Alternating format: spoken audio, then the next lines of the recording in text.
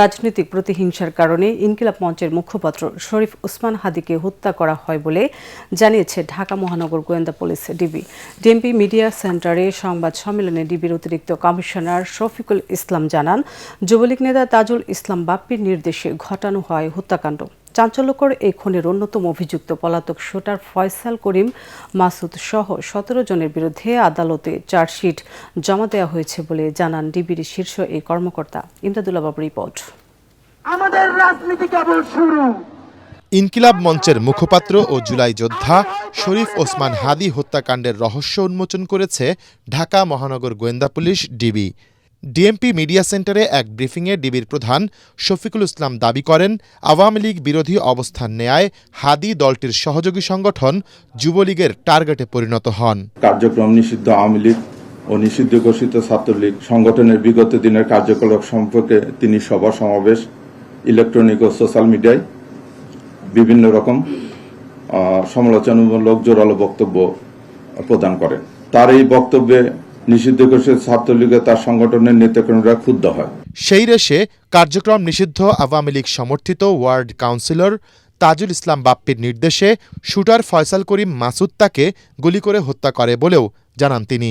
তাজুল ইসলাম চৌধুরী বাপ্পি পল্লবী থানা যুবলীগের সভাপতি ও ঢাকা উত্তর সিটি কর্পোরেশনের ৬ নং ওয়ার্ডের আওয়ামী লীগ মনোনীত নির্বাচিত কমিশনার কাউন্সিলর ছিলেন। রাজনৈতিক প্রতিহিংসার কারণে শরীফ ওসমান হাদি ওরফে ওসমান গনিকে গুলি করে হত্যা করা হয়। সার্বিক তদন্ত স্বাক্ষর প্রমাণে ধৃত আসামিদের স্বীকারোক্তিমূলক জবানবন্দি ফৌজদারি কার্যবিধির ১৬৪ ধারায় রেকর্ড করা হয়। দীর্ঘ প্রায় ১ মাসের তদন্ত শেষে চাঞ্চল্যকর এই হত্যা মামলায় ১৭ জনের সম্পৃক্ততার প্রমাণ পেয়েছে মহানগর গোয়েন্দা পুলিশ। এই কর্মকর্তা বলছেন, আসামি ১২ জনকে এরই মধ্যে গ্রেফতার করা হয়েছে। পলাতকদের ধরতে চলছে অভিযান। আসামিদের সম্পৃক্ত তদন্তগুলো প্রমাণিত হয় এজাহার নামীয় পলাতক আসামি ফয়সাল করিম মাসুদ ওরফে রাহুল ওরফে দাউদ এবং তদন্তপ্রাপ্ত আলমগীর, তাজুল ইসলাম চৌধুরী বাপ্পি, ফিলিপস খান, মুক্তি মাহমুদ সহ মোট ১৭ জনের বিরুদ্ধে বর্ণিত ধারায় অভিযোগপত্র আজকে দাখিল করা হয়েছে। গেল ১২ ডিসেম্বর জুমার নামাজের পর রাজধানীর বিজয়নগরে কালভার্ট রোড এলাকায় মোটরসাইকেলে এসে চলন্ত রিকশায় গুলি করা হয় জুলাই যোদ্ধা শরীফ ওসমান হাদিকে। প্রথমে তাকে ঢাকা মেডিকেল কলেজ হাসপাতালে এবং পরে এভারকেয়ার হাসপাতালে ভর্তি করা হয়। এক পর্যায়ে উন্নত চিকিৎসার জন্য তাকে সিঙ্গাপুর জেনারেল হাসপাতালে নেওয়া হলে সেখানে মৃত্যু হয় হাদির। ইমদাদুল্লাহ বাবু, ATN বাংলা, ঢাকা। পাতানো নির্বাচনের চেষ্টা হলে তা প্রতিহত করতে আবারও মাঠে নামার হুঁশিয়ারি দিয়েছেন জাতীয় নাগরিক পার্টির মুখপাত্র আসিফ মাহমুদ সজীব ভুঁইয়া। তিনি বলেন, একটি নির্দিষ্ট দলের প্রতি প্রশাসনের আনুগত্য গণতন্ত্রের জন্য অশনি সংকেত। নির্বাচন ভবনে সিএসসির সঙ্গে বৈঠক শেষে এসব কথা বলেন অন্তর্বর্তী সরকারের সাবেক এই উপদেষ্টা। এদিকে চট্টগ্রামে আইনশৃঙ্খলা সভা শেষে নির্বাচন কমিশনার আবুল ফজল মোহাম্মদ সানাউল্লাহ বলেছেন, ভোটের মাঠে পক্ষপাতহীন ভূমিকা রাখতে নির্দেশ দেওয়া হয়েছে আইনশৃঙ্খলা বাহিনীকে। অন্যদিকে গত দুদিনে প্রার্থিতা ফিরে পেতে ১৬৪ জন আপিল করেছেন নির্বাচন কমিশনে। সাজ্জাদ জাহানের রিপোর্ট। ত্রয়োদশ জাতীয় সংসদ নির্বাচনকে সামনে রেখে রাজধানীর আগারগাঁয়ে নির্বাচন ভবনে প্রধান নির্বাচন কমিশনারের সাথে বৈঠক করেন জাতীয় নাগরিক পার্টি এনসিপির নির্বাচন পরিচালনা কমিটির প্রধান আসিফ মাহমুদ সজীব ভুঁইয়া। বৈঠক শেষে গণমাধ্যমের সাথে কথা বলেন তিনি। আপনারা তো কভার করেছেন, আমরা দেখলাম যে কমিশনের সমালোচনা করে এনসিপির এই নেতা বলেন, মনোনয়নপত্র যাচাই বাছাইয়ে নিরপেক্ষতা বজায় রাখা হয়নি, বরং বড় দলের পক্ষে সরাসরি কাজ করছেন রিটার্নিং কর্মকর্তারা।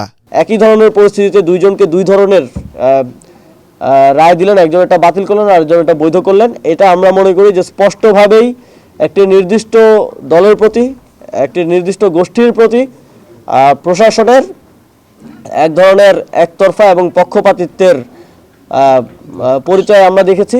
আসিফ মাহমুদ আরও বলেন, একটি নির্দিষ্ট দলের প্রতি প্রশাসনের পক্ষপাতিত্ব স্পষ্ট হয়েছে। পাতানো কোনো নির্বাচনের চেষ্টা হলে তা প্রতিহত করার হুঁশিয়ারি দেন তিনি। আমরা যদি দেখি বাংলাদেশে আরও একটি পাতানো নির্বাচনের প্লট সাজানো হচ্ছে, তাহলে অবশ্যই তখন আমাদেরকে রাজপথ বেছে নিতে হবে। এই গণঅভ্যুত্থানের মধ্য দিয়ে আমাদের সবচেয়ে বড় অর্জন করার কথা ছিল ভোটাধিকার, যেটা বিগত 3টা নির্বাচনে বাংলাদেশের মানুষ বঞ্চিত হয়েছে। এবার যেন কোনোভাবেই বঞ্চিত না হয় সেটা আমরা নিশ্চিত করব। কিন্তু যদি তা সম্ভব না হয় তাহলে প্রয়োজনে আমরা রাজপথে নামতেও প্রস্তুত আছি। এদিকে চট্টগ্রামে আইনশৃঙ্খলা সভায় অংশ নেন নির্বাচন কমিশনার আবুল ফজল মোহাম্মদ সানাউল্লাহ। তিনি বলেন, নিরপেক্ষ ও সুষ্ঠু নির্বাচন আয়োজনে আইনশৃঙ্খলা বাহিনীকে কঠোর নির্দেশনা দেওয়া হয়েছে। আমাদের যে যৌথ বাহিনী অপারেশন চলমান আছে, আপনারা জানেন যে সশস্ত্র বাহিনী ইউনাইট টু সিভিল পাওয়ার ডিপ্লয়েড আছে, কিন্তু এটাকে আমরা রিইনভিগোরেট করে যৌথ বাহিনী অপারেশনটাকে আরও গতিশীল করার জন্য নির্দেশনা দিয়েছি, যেটা আপনারা অতি শীঘ্রই দেখতে পারবেন। নির্বাচন কমিশনে মনোনয়নপত্র যাচাই বাছাইয়ের পর প্রার্থিতার পক্ষে বিপক্ষে দ্বিতীয় দিনের মতো আপিলের আবেদন করেন অনেকে। প্রার্থিতা ফিরে পেতে দুদিনে আবেদন জমা পড়েছে 164টি। সাজ্জাদ জাহান, এটিএন বাংলা, ঢাকা। ক্রিকেটার মুস্তাফিজ ইস্যুতে বাংলাদেশ ভারত সম্পর্কে নেতিবাচক প্রভাব পড়বে বলে মনে করছেন অর্থ উপদেষ্টা। তবে বাণিজ্যিক ও অর্থনৈতিক সম্পর্ক চলমান থাকবে। তিনি বলেন, মুস্তাফিজকে আইপিএল থেকে বাদ দেয়া দুঃখজনক, যার সঠিক প্রতিক্রিয়া দেখিয়েছে বাংলাদেশ। সচিবালয়ে ক্রয় সংক্রান্ত উপদেষ্টা কমিটির বৈঠক শেষে এসব কথা বলেন তিনি। এ সময় জ্বালানি উপদেষ্টা বলেন, কারসাজি করে সিলিন্ডার গ্যাসের দাম বাড়ানো হচ্ছে। রিপোর্টে জানাচ্ছেন মাহবুব কবির চপল। बांग्लादेश के खिलाड़ियों को खिलाने वाला शाहरुख खान देशद्रोही है, तो बांग्लादेश के प्रधानमंत्री शेख हसीना को पनाह देने वाले मोदी जी क्या? মোস্তাফিজকে দলে নিয়ে শাহরুখ খান যদি দেশদ্রোহী হন, তাহলে শেখ হাসিনা কি আশ্রয় দিয়ে মোদি কি? এমন প্রশ্ন ছুড়ে ভাইরাল হয়েছে ভারতের এই শিশু। মোস্তাফিজকে আইপিএল থেকে বাদ দেওয়ার পাল্টাপাল্টি যুক্তিতর্ক চলছে দুদেশেই। এবার প্রতিক্রিয়া জানালেন অন্তর্বর্তী সরকারের অর্থ ও জ্বালানি উপদেষ্টা। শুরুটা কিন্তু বাংলাদেশ থেকে করা হয় নাই, এটা আপনি স্বীকার করবেন। ভালো প্লেয়ার, একটা বিখ্যাত প্লেয়ার যাবে এবং যারা নিয়েছে তারা টেকনিক্যাল রিজনে করে দয়া দাক্ষিণ্য করে তো তাকে নেওয়া হয় নাই। ওদের সেটা হঠাৎ করে বন্ধ করে দেওয়ার একটা কারণে সেটা তো খুব আনফর্চুনেট। এটা সিকুয়েল যেটা হয়েছে এইগুলো, এটা আনফর্চুনেট। আমি বলি এটা দুঃখজনক, এটা দুই দেশের জন্য কারোর জন্য ভালো হয় না। তো এটা তো অনেকটা তো রাজনৈতিক সাথে চলে গেছে। সম্পর্ক উন্নয়নে দুদেশকেই এগিয়ে আসা উচিত বলে মনে করছেন অর্থ উপদেষ্টা। জানান, চলমান পরিস্থিতিতেও ভারত থেকে কোনো পণ্য আমদানি বন্ধ করা হবে না। আর আমার মনে একটা ইমোশনের সাথে কাজ হয়েছে, তো এটা দুই পক্ষে একটু বিবেচনা করে এটাকে রেখে হবে। আমরা চাই না কোনোভাবেই কিন্তু আমাদের সম্পর্ক আপনি রাজনৈতিক ক্ষেত্রে বলে অর্থনৈতিক ক্ষেত্রে এটা হ্যাম্পার হোক। এ সময় জ্বালানি উপদেষ্টা কথা বলেন গ্যাস সিলিন্ডার সিন্ডিকেটের দৌরাত্ম্য নিয়ে। জানান, কারসাজি করে দাম বাড়ানো হয়েছে, তাদের ধরতে অভিযান জোরদার করা হচ্ছে। দাম যে অস্বাভাবিক যে হয়েছে, এটা একটা কারসাজির মাধ্যমে করা হয়েছে এবং সরকার এই জন্য ব্যবস্থা নিচ্ছে জেলা প্রশাসনের মাধ্যমে এবং পুলিশের মাধ্যমে। অন্তর্বর্তী সরকারের মেয়াদে পে স্কেল দেওয়ার বিষয়টি এখনও আলোচনা চলছে বলে জানান অর্থ উপদেষ্টা।